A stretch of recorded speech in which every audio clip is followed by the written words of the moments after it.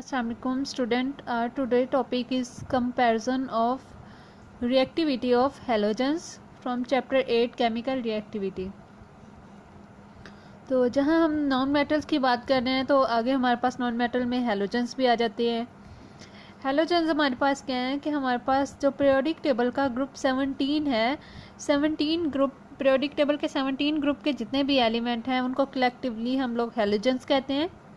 उनमें आगे हमारे पास कौन कौन से इसके मेंबर हैं, कौन कौन से एलिमेंट आ जाते हैं। हमारे पास आ जाता है फ्लोरीन है, क्लोरीन है, ब्रोमीन है, आयोडीन है और एस्टाटीन है। तो ये वाले जो हमारे पास हैं element fluorine, chlorine, bromine, iodine, astatine, ये ग्रुप 17 से बिलोंग करते हैं और इनको कलेक्टिवली हम लोग हेलोजेंस कहते हैं।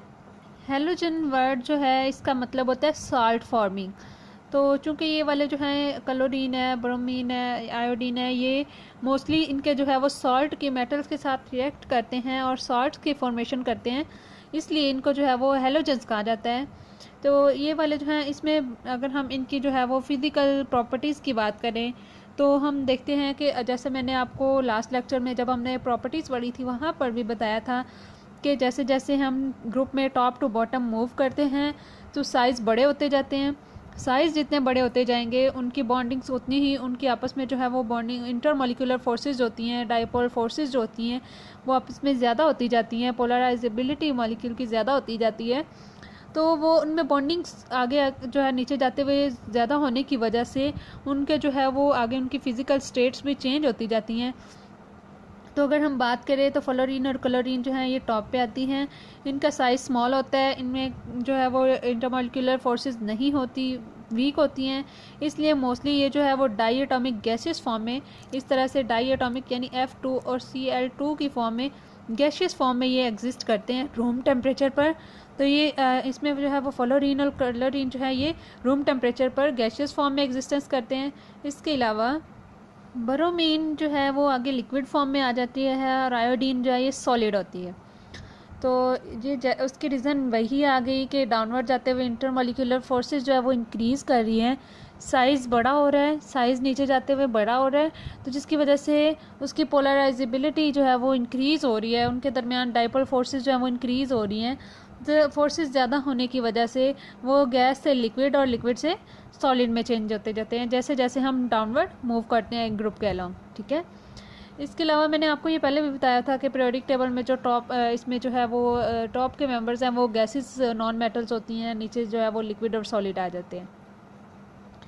नेक्स्ट अगर हम इनकी जो है वो इलेक्ट्रॉनिक कन्फिग्रेशन की बात करें तो इनकी इलेक्ट्रॉनिक कन्फिग्रेशन कुछ इस तरह की होती है। वैलेंस शेल में इलेक्ट्रॉनिक कन्फिग्रेशन इनकी इस तरह से है NS2 NP5, यानी टोटल इनके वैलेंस शेल में 7 इलेक्ट्रॉन होते हैं, 1 इलेक्ट्रॉन डेफिशिएंट होती हैं। ये हेलोजेंस जो है ये 1 इलेक्ट्रॉन की इनमें डेफिशिएंसी होती है, तो ये अपना ऑक्टेट कंप्लीट करने के लिए ऐसे रिएक्शन करती हैं जिसमें ये इलेक्ट्रॉन को एक्सेप्ट करती हैं, एक इलेक्ट्रॉन एक्सेप्ट करती हैं और अपना वैलेंस शेल और अपना ऑक्टेट जो है वो कंप्लीट करती हैं।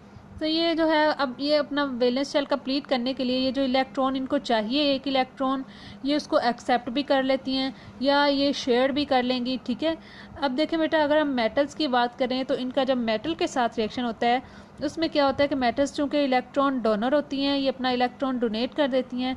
तो ये जैसे सोडियम क्लोराइड की एग्जांपल मैंने लिखी है कि सोडियम मेटल है, ये अपना इलेक्ट्रॉन डोनेट करती है, पॉजिटिव चार्ज आ जाता है, वो इलेक्ट्रॉन जो है वो क्लोरीन ने क्या किया, गेन किया, इलेक्ट्रॉन को एक्सेप्ट किया, इसने भी अपना वैलेंस शेल कंप्लीट कर लिया और इसने भी कर लिया। तो इन दोनों के दरमियान जो है वो आयनिक बॉन्ड की फॉर्मेशन हो जाती है। तो इसलिए हम लोग कहते हैं कि अगर ये मेटल के साथ रिएक्शन करेंगी, हेलोजेंस का मेटल के साथ रिएक्शन होगा तो ये इलेक्ट्रॉन को एक्सेप्ट करेंगी और आयनिक बॉन्ड की फॉर्मेशन होगी। ठीक है, इसके अलावा इनके जो है वो नॉन मेटल के साथ भी बॉन्ड होते हैं। तो ये क्या करती हैं कि नॉन मेटल के साथ इलेक्ट्रॉन की शेयरिंग करती हैं। तो शेयरिंग के इलेक्ट्रॉन की शेयरिंग ऑफ इलेक्ट्रॉन से जो बॉन्ड बनता है वो हमारे पास कौन सा होता है, कोवलेंट बॉन्ड होता है। तो ये इलेक्ट्रॉन जो है वो नॉन मेटल के साथ शेयर करके कोवलेंट बॉन्ड की फॉर्मेशन करती हैं।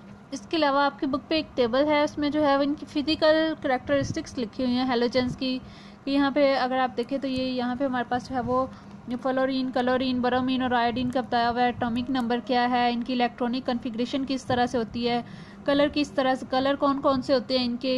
इसके अलावा यहाँ पे इनके मेल्टिंग पॉइंट, बॉइलिंग पॉइंट और इलेक्ट्रोनेगेटिविटीज़ का बताया हुआ है। तो ये है इनका एक फ़िज़िकल प्रॉपर्टीज़ को एक्सप्लेन करने के लिए एक टेबल दिया हुआ है। फ्लोरीन का पेल येलो कलर होता है, इसके अलावा क्लोरीन का ग्रीनिश येलो होता है, ब्रोमीन का रेडिश ब्राउन होता है और आयोडीन का पर्पल ब्लैक होता है। ये मेल्टिंग और बॉइलिंग पॉइंट है। इलेक्ट्रोनेगेटिविटी में फ्लोरीन जो है सबसे टॉप पे है, साइज़ स्मॉल होता है, इसलिए इलेक्ट्रोनेगेटिविटी इसकी सबसे ज़्यादा होती है। तो ये आज हमने हैलोजेंस के रिलेटेड पढ़ा है कि हैलोजेंस हमारे पास क्या हैं, कहाँ पर होती हैं और इनकी फ़िज़िकल प्रॉपर्टीज़ कौन कौन सी हैं, इनकी इलेक्ट्रिकल कन्फिग्रेशन कैसी होती है। Thank you.